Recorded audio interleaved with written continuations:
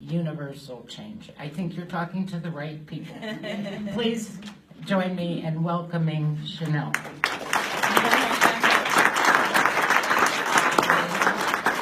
Thank you, Polly. Good morning, Alliance for Action. Thank you all for being on time and showing up enthusiastic on this fantastic Friday. I'm so excited to be here with you this morning.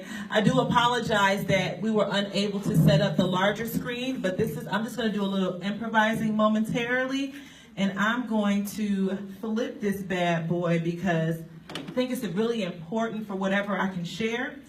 In addition to that, once this is over, I'll be more than happy to send the PowerPoint presentation to Polly so you guys can have it, for yourself. You can go over it and look at the information that's being shared.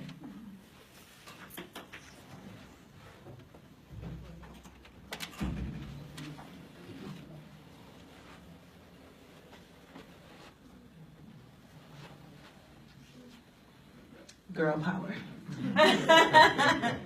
I don't know if it's a glare. I don't know if somebody want to dim a light in the front. I don't know if we want to turn this thing off. Bill, can we turn this off or dim a light just at least so we can have something that isn't giving a glare to the screen? Can you guys see that a little bit? Yeah. Wonderful. Yep. So you need to have the lights in the back off. Thank you. Can we get the lights in the back off too, please? Over there. So I had the distinct pleasure of meeting. Oh, Yeah. Great. I had the distinct pleasure of meeting Polly at Women's Equality Day with the Tucson YWCA, very good friends of mine. And when the YWCA called me and said, Chanel, will you come down and do Women's Equality Day? I said, well, only if we talk about how black women were not involved in that movement. And they said, we're gonna keep it all the way real. And it was just a phenomenal experience. There was a fantastic group of powerful women who have been working diligently over the years to help make a change within our own local communities. So when she reached out and asked me would I be willing to come to Green Valley, everybody say, where is Green Valley? I'm like, it's 30 minutes outside of Tucson, Green Valley. So hopefully we can raise some awareness. And again, I'm just so excited about the beautiful crowd we have. So she read my bio. Just to tell you a little bit about me, I serve as an elected governing board member for the Baltimore School District, and I've been serving on the board for the past 4 years. And I've never missed a meeting, except for one. And that is because I was called to the Indianapolis State Capitol to do a presentation. Service is my life. I got involved when I was working with the Chamber of Commerce, and healthcare reform is something that really pulled on my heartstrings. And since then, I have started committing my life to service.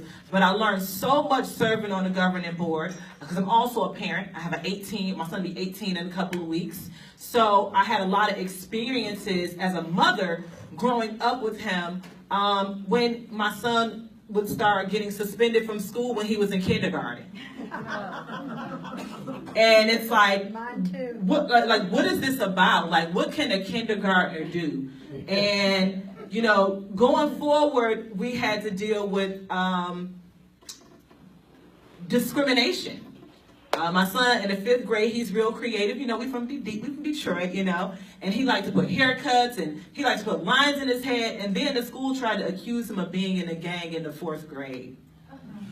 And as a young mother, I had no idea what to do. All I knew is that I wanted to keep my child in school, and I had to have a very flexible job so that I could run back and forth. So it seems like things began to start coming full circle when I got into education advocacy. And I continue to edify myself and to attend national trainings to connect with my peers and other experts from across the country who are well versed in these areas. And one thing that we know for certain is that we always talk about the achievement gap. We always talk about the disparities. But the big question is, what are we going to do about it? And that's what I'm here to talk about. Polly wanted me to talk about institutional racism in education, and that's exactly what we're going to do. So I have a quote here from Benjamin Franklin, and it states, "Justice will not be served until those who are unaffected are just as outraged to those who are. Let that sink in, right?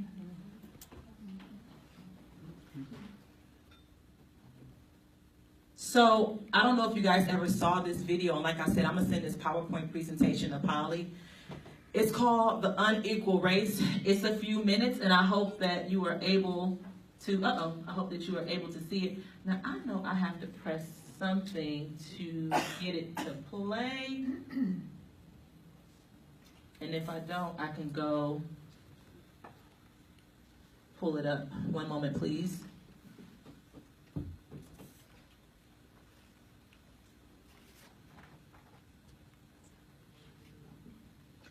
Thank goodness for YouTube.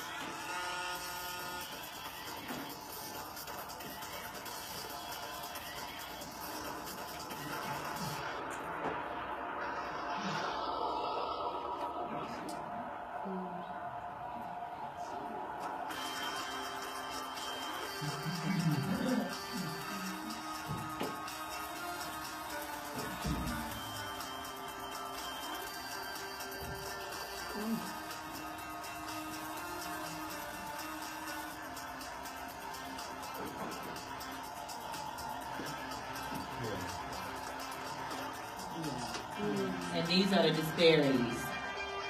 Standardized testing.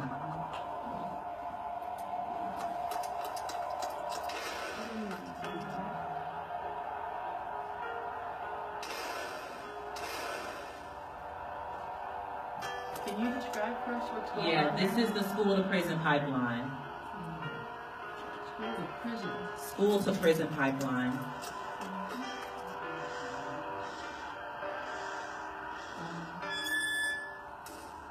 Housing segregation.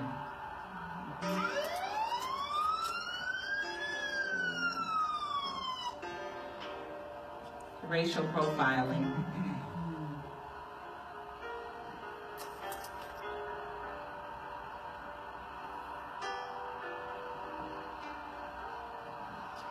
Shortened lifespan.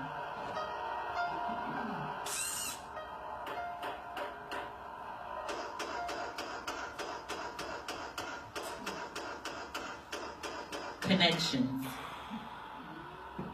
Kind of like how we talked about in my bio. And that's privilege.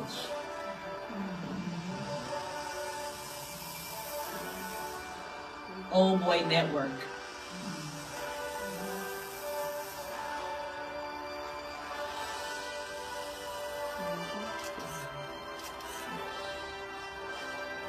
Right.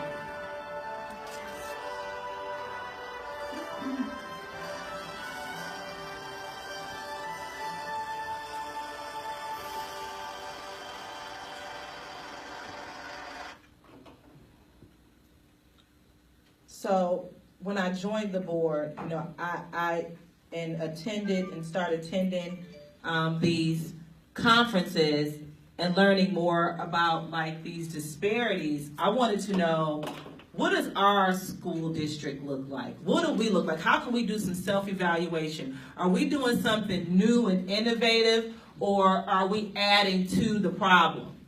And that is what I want you guys to think about today when having this conversation. So the next slide states that students are no longer slipping through the cracks. They are being pushed out. It's such a travesty. We have to imagine the day and age we live in, the young parents that we have, the working families, the wealth gap. Two-parent families are working, and sometimes students may be acting out in school, and then they get suspended and pushed home. But guess what we notice? We notice sharp disparities between students of color and primarily black students. We have such a small percentage of African American students. And why are so many of them being kicked out of the classroom? Being expelled from school, you don't come back smarter. Yeah. You're missing valuable time. What does this mean to our society? What does this mean to our future? The school to prison pipeline. So when students are kicked out and they're sent home without any adult supervision, they don't have anything constructive to do when they need to be sitting in a classroom learning, the likelihood of them getting in coming in contact with law enforcement is very high. That's what we call the school to prison pipeline. Zero tolerance policies. That is the school to prison pipeline. Automatically just kicking them out. Or how about teachers who call the police on students? I had a teacher, a friend who was a teacher. She was a white teacher. One of her students went up to her desk and took something out of her purse. Now, we all know that stealing is wrong. And there are consequences to our actions. But what we need to ask ourselves is, why? What would make this child want to go through this woman's purse and take her things? What is this child lacking?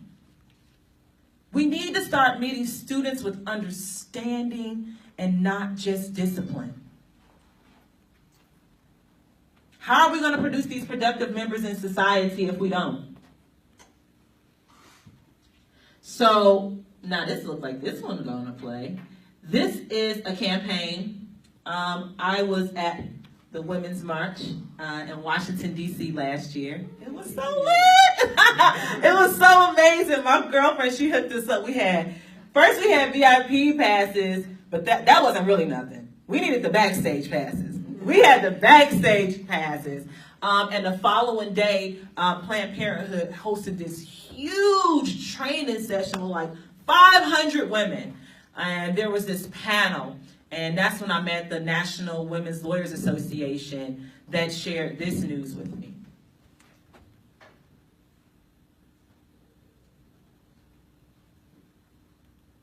This is a campaign that's called Let Her Learn.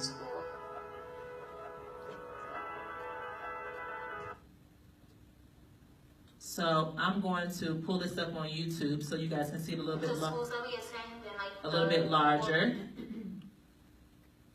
And this is the Let Her Learn campaign. So not only did we notice that little black boys are being kicked out, but little black girls are. And this is what they call them in school: aggressive, loud, angry, unladylike. I was sent home because Unladylike? had a teacher cut my hair off playing with my braids. Drawn to the floor or sitting at my desk.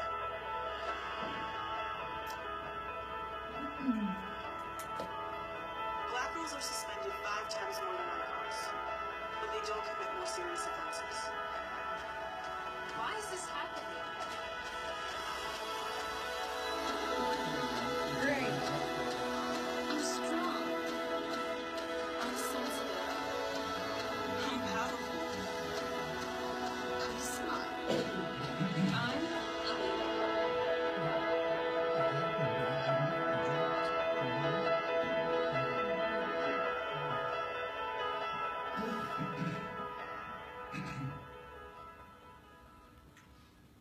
So did you see some of the words that they used to describe these young girls? Can't see it. So you can't see or hear. So some of the words that they used to describe these young girls, these elementary age school girls, was loud, aggressive, rude. These are all leadership tendencies that need to be cultivated. They need to be cultivated. Stop telling little girls that they're bossy when they're the boss, right? Right? I don't know if you guys have seen the news. So it's been this thing with, like, you know, black women embracing themselves and, you know, loving their natural hair. You know, we have to understand in history that when Africans were brought here, we were brought here to assimilate, be like, inspired to be like, instead of being proud who you are, stripped of our native tongue and of our own ways that we had. And because little girls want to wear Afro puffs or braids in their hair. One of the schools, they cut the little girl braids out of her head. Imagine that. And guess what? This could be happening in your school district. Who's going to step up and speak up for our children when nobody else does? We have over 200 school districts in Arizona. How many people are attending their governing board meetings and asking questions? Yeah. Now I understand, you know, you raise your kids, they're grown and gone, you got grandchildren, these people have a family of their own. But when you think about what can you do? How can you resist in your own community? Our kids are counting on us. They're counting on us now more than ever because they feel ashamed. They feel voiceless. And they're dealing with so many pressures that a child shouldn't even have to worry about. So these type of policies, the zero tolerance policy, and we have to go look at the governing board policies to see what does it say about dress code. Because we call it getting dress coded. Oh, you can't wear your hair in an afro. Excuse me, this is how it grows out of my head. What are you talking about? This is when we start talking about, like, cultural sensitivity. This is when we talk about implicit bias. Are our teachers getting this training? Do our teachers reflect the demographic of the students that they serve? And if they don't, why?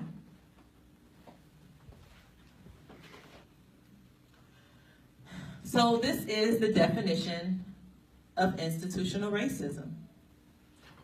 Wikipedia says that it is a form of racism expressed in the practice of the social and political institutions. Institutional racism is also racism by individuals or informal social groups governed by behavioral norms that support racist thinking, informant, active racism. It is reflected in disparities regarding the wealth, income, criminal justice, employment, housing, healthcare, political power, and education, among all things. So I don't know if you have people you know, I won't say friends. They could be friends, they could be family. And they say, no, I met a Hispanic person and they were racist. I met this Native American person and this indigenous person and they're racist. There's a difference between racism and prejudice. And when we talk about institutional racism, that's the powers that be. What have all of our presidents looked like except for one? We haven't even had our first woman president yet. What do the members of our state legislature look like? Why? Why? Why do I come here and do my research and find out 52 years later, we still only got 1 or 2 African Americans serving? And one of them always has to be from South Phoenix. Well, let me tell you something, the demographics are changing. Arizona is not like Midwest. Midwest is very segregated. It took for me to move here to find that out. We have different people everywhere. And in the city of Phoenix, we have 300 people that move there every day. Every day. 6th largest city in the nation. And we're still growing. Who are we supporting? Who are we putting our support behind as leaders in our community that is to benefit everyone? Not just some, all. When we look at who are the executives, who are the board members, a lot of executives are males. White males, imagine that. How did that happen? By design. That's why it's going to start taking for us to start stepping up and stepping aside. Utilizing our places of privilege to lift others who are often not heard up. This is a strategy on how we win, people. Yeah. I believe together we can do it. Are you outraged yet? What is it going to take? You know? I mean, think about it. We see all of these like videos of like African Americans getting thrown to the ground and being murdered by police. This is trauma. Woo! How do you explain that to your children? What are they supposed to think? These kids are growing up. They don't even know who they are. They don't even understand the kings and queens that they came from. They don't even understand what their immigrant families did to endure to give them a better life. It's heartbreaking. But there is something that we can do about it. The little girl was one of the young ladies who was in the classroom, and they had an SRO. Why are police in schools? Yeah. Why? Really. An assistant principal job is to do the disciplinary.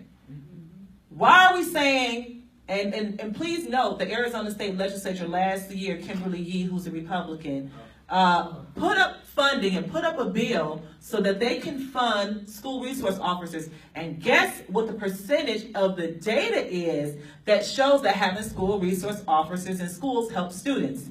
0. 0. This little girl got tackled from her desk. Trauma. What will life be like? And now that we have, social media and technology and we're so interconnected, it's almost like America's starting to get numb to it. Or they're making excuses for it. Well, she shouldn't have talked back. Or, you know what? That guy, he shouldn't have ran. Seeing black men get shot in the back reminds me of slavery. It reminds me of peace officers when slaves will run away. It's one of the worst things that you can do. Where's the accountability? Back to institutional racism. Where's the accountability? Where's the sentencing? Where are folks being reprimanded? Why do we see a narrative of this only happening to certain people? What are we going to do about it?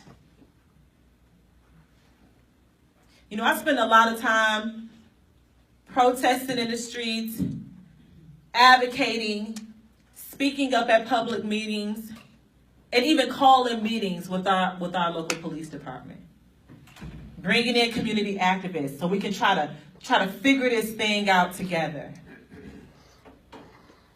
It's troubling, but we need these policies to change. There was a bill 2 years ago, SB 1445. This was a secret police bill. So if police officers got into an officer-involved shooting, they wanted to keep their name a secret for up to 90 days. After everything we see on TV, after all the trauma we have to endure every day, it took for a fierce group of organizers and advocates to come together, to protest, to speak at public hearings, and I'll talk more about the request to speak system at the state legislature, and to publicly testify and to share their stories. And it passed in the House. And it passed in the Senate. And Then it went to Governor Ducey's desk. He had 5 days to either sign or veto. We went to protest at his office. We did. It was us and national media. But it just wasn't our group. There were other groups that believed and knew that this was wrong.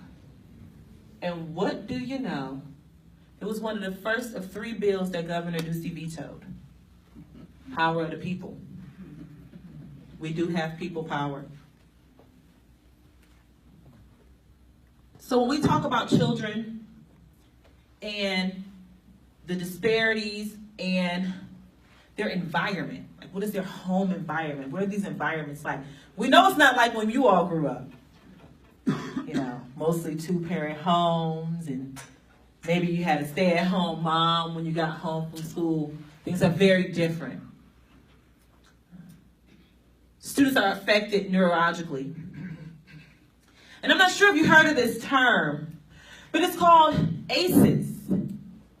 And ACEs stands for Adverse Childhood Experiences. Let me define ACEs for you. Childhood experiences, both positive and negative, have a tremendous impact on future violent victimization and perpetuation and lifelong health and opportunity. As such, early experiences are an important issue to public health. So what are some examples of ACEs? Waking up in the middle of the night and seeing your mother being beat by her husband or by her boyfriend. That's ACEs. Going to sleep without eating dinner, not having food in your refrigerator. That's ACEs. Having no electricity. That's ACEs. And in Arizona, students have 5 or more ACEs. And if you didn't get any sleep last night because you don't have a bed to sleep on and you're sleeping on the carpet, how can you learn? How can you absorb information that's being shared? Sometimes our children do act out. But instead of punishing them, we need to get to the root cause to learn why. Where is this coming from? Because when we don't, they can turn around and grow up to be the perpetrator of violence or criminalization within our local communities. So the old saying, it takes a village, is very, very true. We still need to carry that village mentality. I mean, I'm a mother. And whenever I see kids, I'm a mama to you too. If you're around me, I'm going to love on you. I'm going to want to protect you and make sure you're safe and ask you how is school going and if there's anything that you want to talk about. Because that's community love. It's either going to affect us now or later. So let's jump on the front end of things. So where do we go from here? So here are a couple of solutions. Number one, attend your local school board meeting. As you know, ARS is a state statute, Arizona law, that all public meetings must be posted at least 24 hours in advance. So all of this information you can find on your local school district's website by going to governing board, looking under meetings.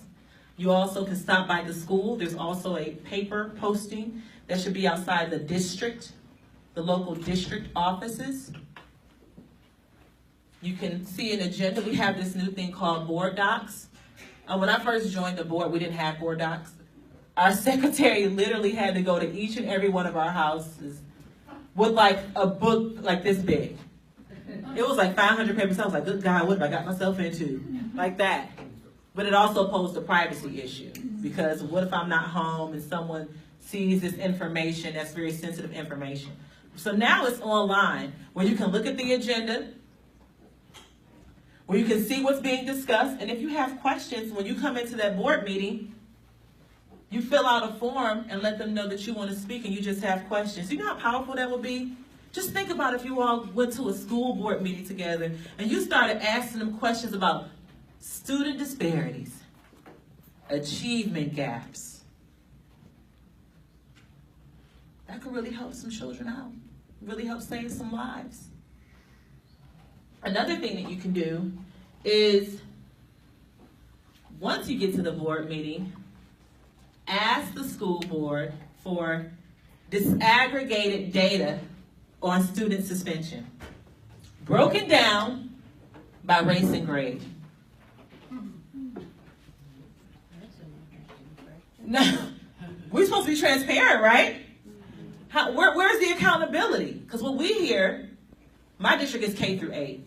What we hear from the high schools is that some of the students are not even coming to high school prepared.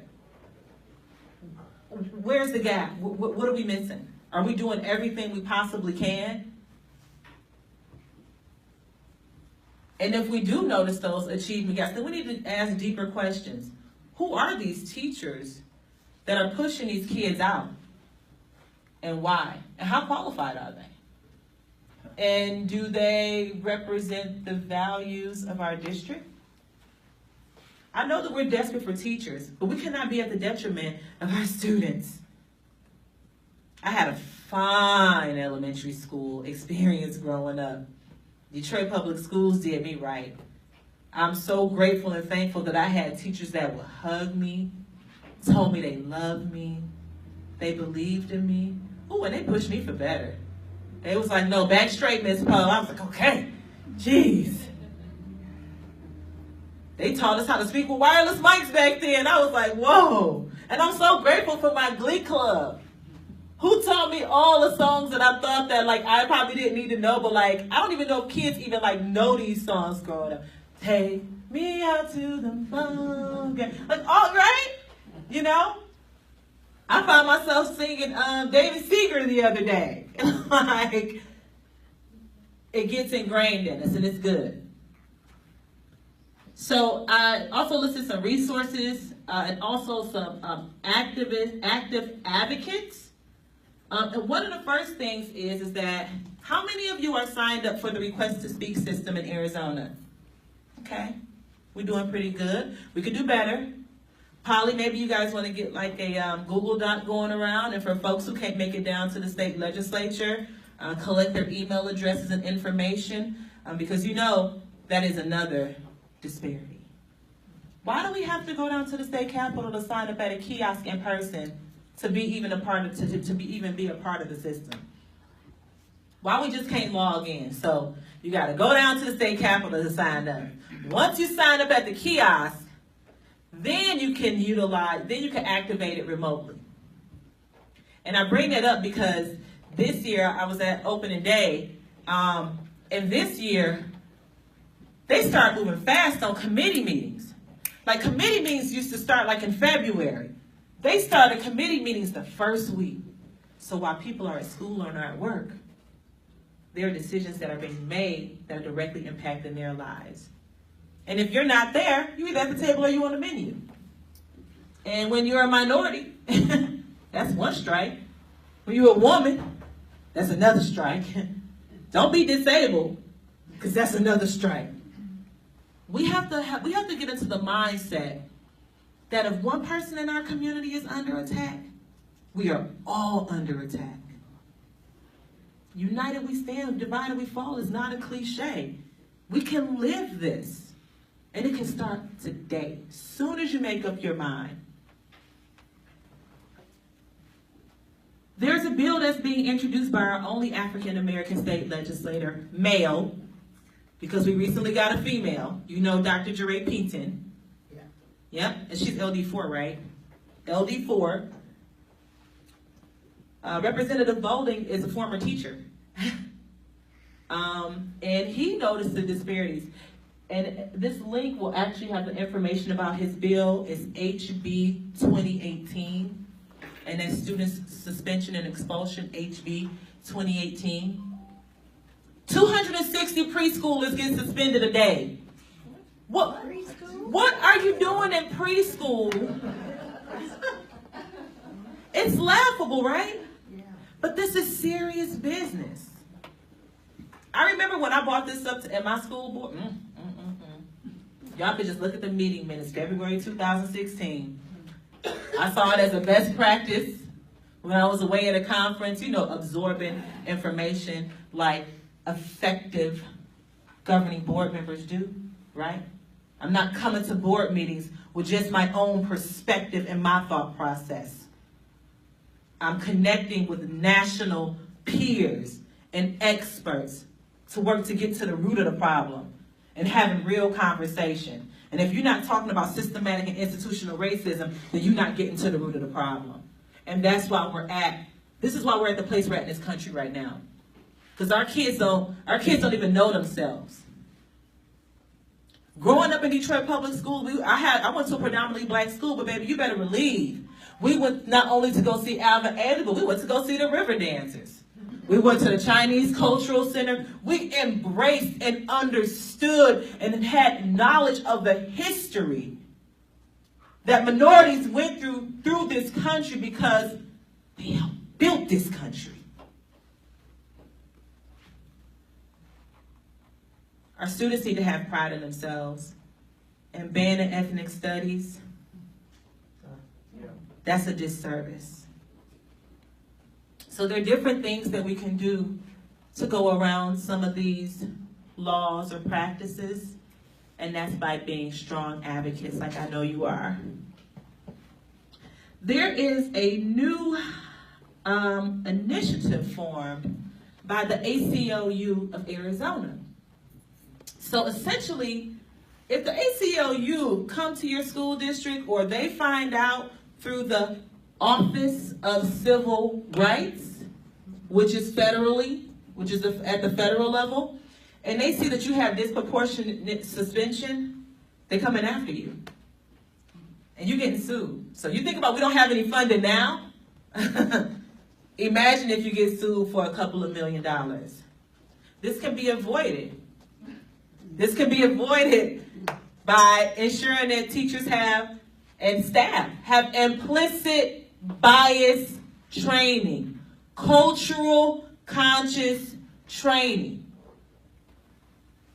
So instead of coming straight out suing you, they actually have a host of workshops. They're actually in Denver right now at a conference getting trained, and they have like parent advocates with them, and it's a really powerful group. There's this other new group that's formed called the Black Mothers Forum. And they advocate at the local level. They're at a couple of districts. Now, this is a group of concerned mothers. Concerned black mothers. In Arizona, black children are being snatched out of their homes. So you know about the CPS system. But when our children get taken into the CPS system, it happens rapidly. It happens very fast. And the likelihood of the parents getting the children back are slim to none. Imagine what that's like as a parent. And where are your advocates? You would think your advocates would be in these governmental positions. Are they? Where are they? So it's an inside-out game, right? You have individuals who are in places of power who make the final decisions. But then you also have people power. Concerned citizens, concerned neighbors, concerned voters. And we have to flex our political power by stepping up and speaking out and running for office. So that is the final end of my presentation. I will get that sent over to Polly. Can somebody hit the lights, please? I'll get that information sent over to Polly. Okay, yeah, I'm more than happy to ask any questions. Hi, can you say your name, please? Lenore. Hi, Lenore. Request to speak. Okay.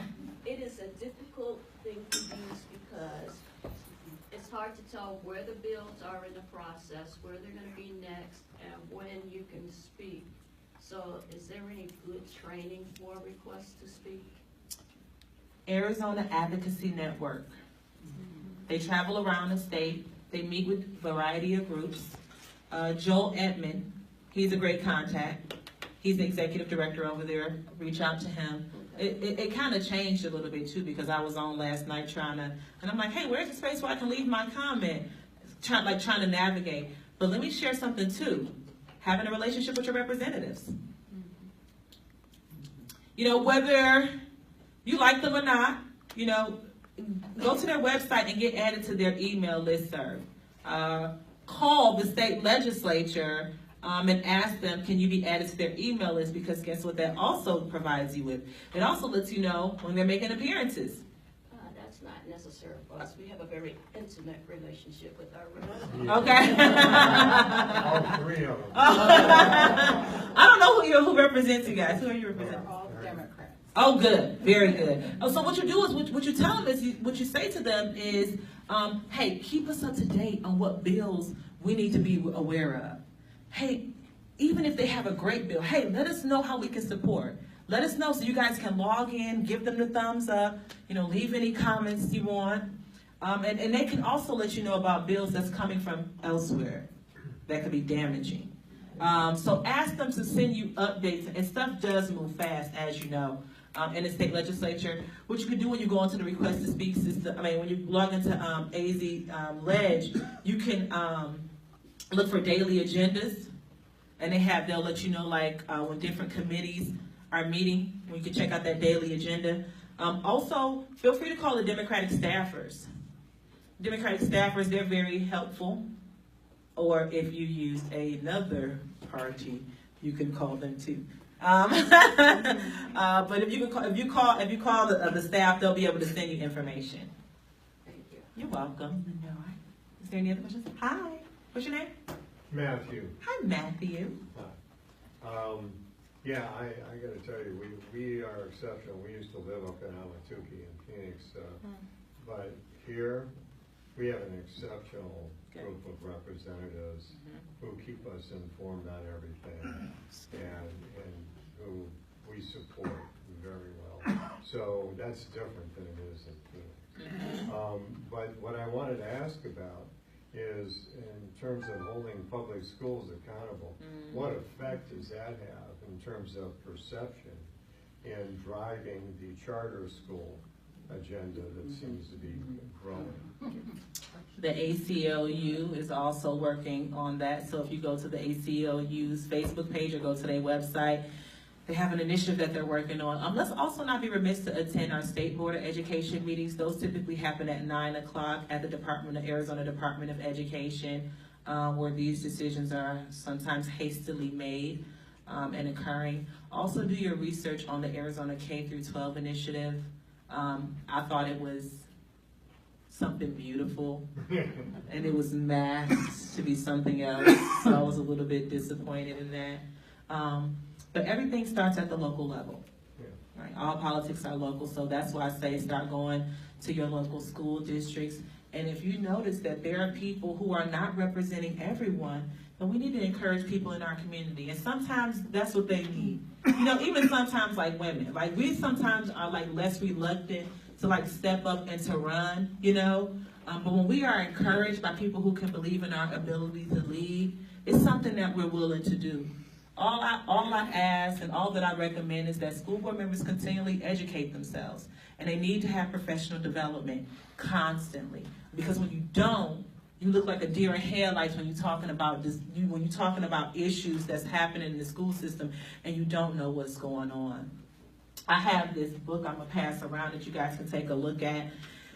This is an organization that I belong to, and they've done a lot of case studies, and this has happened across the country. You can look up different things that different cities and states are doing. What's a city?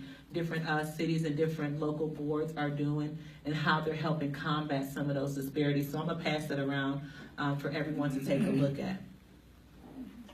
Is there any other questions? Oh, way in the back. What's your name? Mary. Hey, Mary. Hi. Recently Diane Douglas she had been doing road trips across the state of Arizona. She ended her road trip in Nogales about a month and a half ago, and I attended. Because I thought, why not? See what she's all about. She's really dumb. I also learned so did I, because our elementary school with a handful of teachers, a handful of, I'm sure they were SROs or police officers with local NPD, a handful of administrators, and maybe 2 parents. It was super sad and super shameful that it wasn't more well attended. But seriously, for the 90 minutes and the Q&As were happening, I didn't understand a word of what was going on. I couldn't even figure out what I would say. And I had some pre-written call to the public questions that I asked candidates for, but I couldn't in good faith even ask the questions because I didn't understand testing, I didn't understand grading of schools.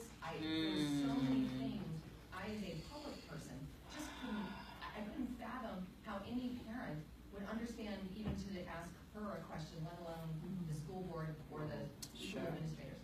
So my question really is, where can we get educated, i.e. the Dummies Guide to Educational Systems or school boards? You know, I would say if you guys can reach out to any school board member that's willing to meet with you to help answer some of those questions, that's one resource. Another resource, sometimes the Arizona, if you guys are familiar with the Arizona School Board Association, that's where a lot of the governing board members were affiliated with that organization. And sometimes they do put information on their website and also their Facebook page. They do web videos now to help break things down in layman's terms so that individuals can understand. And they also host webinars. So those may be a couple of resources. In the far back? Yeah, I just want to. What's your name? Mary and anybody in here who would like more information. Okay.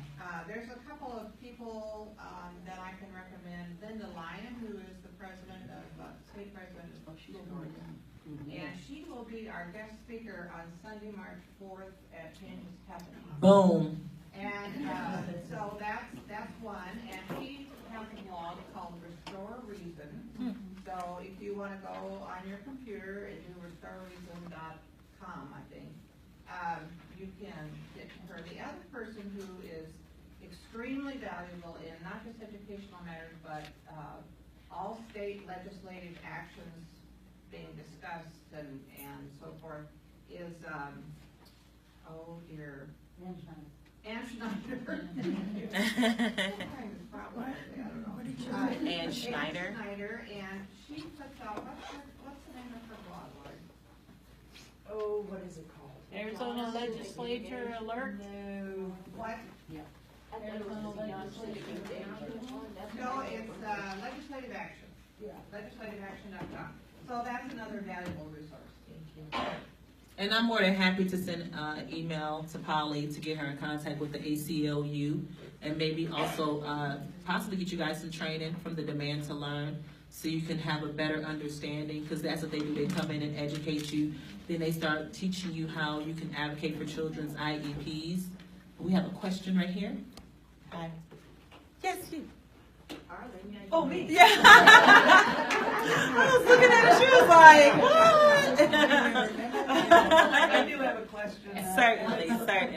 It's a little bit more on the national level. You mentioned the Office of Civil Rights. Mm-hmm. Now, of course, I understand that the person in the White House is doing everything he can to dismantle every agency, everything going on. Are you aware of any of the dismantling that might have occurred at the Office of Civil Rights that would be helpful for us to be aware Only thing of? that I've heard is that you can't find it online on whitehouse.gov. When I send over this PowerPoint, I did include a recent article from NPR that talks about how our schools are profoundly inequitable. And also, I would encourage you to take a look at the National School Boards Association, who's also stepped up as a national organization. And there is a new link that's connected in there that does research. I can't think of the name right off the top of my head, but they also did a report on how our schools are insanely segregated now more than ever, which is problematic, which is why this charter school movement and X, Y, and Z and people not wanting their children to interact with people that they're going to interact with in the real world, which can be kind of odd. Do we have any other questions? Oh, yes. Did you say you're running for an office? Is this recording or is this live? This is recording. Okay, good. So, after careful consideration, I have decided to run to be the first woman elected as the Downtown Justice of the Peace. Thank you. The work that I've been doing in education, community organizing, bringing people to the table, talking to the final decision makers, it only makes perfect sense. Digging deeper and deeper about the disparities and interrupting the school to prison pipeline. Now my school district, my small, innovative school district, the Balt School District, we have the first and only restorative justice center in the state. Restorative practices.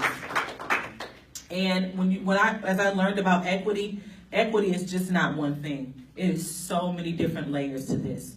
To get teachers in the classroom that reflect the demographic of our district. To also ensure that we are meeting students' needs and everything that is that they need. And when I think about the role and the justice, I think about our children and families who get evicted because they handle eviction notices. Also DUIs, bad checks, shoplifting. There's also orders of protection enforcement, which is still the #1 phone call for our sheriff's department and our local police department. Very volatile situations. But it's time to bring equity to the bench. It's time to bring a sense of community to the bench. It's time to bring a level-headed woman to the bench who will listen honestly and fairly and do the best that I can to treat this office with the integrity that it has and give each and every person a voice that steps into the courtroom. And it's just a really big deal. So I do make my official announcement tomorrow. I know the streets are talking, but let me control my narrative. I want to control my narrative. So the announcement will be tomorrow, and we are on our pathway to victory. And even though I have not yet announced, I've had an interview and I received an endorsement from a very strong organization with more on the way. And I definitely appreciate that. But we have to take a step back. Do we want more of the same? Or are we ready to step outside of our comfort zone and do something different so we can create those healthy communities that we talk so much about? I don't know how often you sit in a variety of coalition meetings, but I do. And all we talk about is healthy communities. It starts with each and every one of us. When you have somebody digging in your dumpster, I have an apartment complex, I have homeless in our community, and you see people in your dumpster, instead of, you have to ask, why? Yeah. Where is that coming from? The city in Phoenix, they're pushing an ordinance to stop groups and organizations from feeding the homeless. You telling me to stop feeding the homeless, but they digging in my garbage. Yeah. What do you mean they not hungry? What are you talking about? We cannot police our way out of this situation. We need competent, thoughtful, innovative, empathetic leaders in place. So I do have some business cards. I'll share some of that with you that talks a little bit about the candidacy. And lastly, I didn't know how many of you were going to be here, but I thought this was really nice to bring this to you to encourage you. Since we are celebrating the anniversary of the Women's March, I brought some postcards from the official Women's March for you to send to any of your representatives. These were from last year, so they say the first 100 days, that's okay. We just want to have our voices heard. Thank you all so much. My name is Chanel Powe, and I appreciate you, and I empower you to go out and make a difference in your community.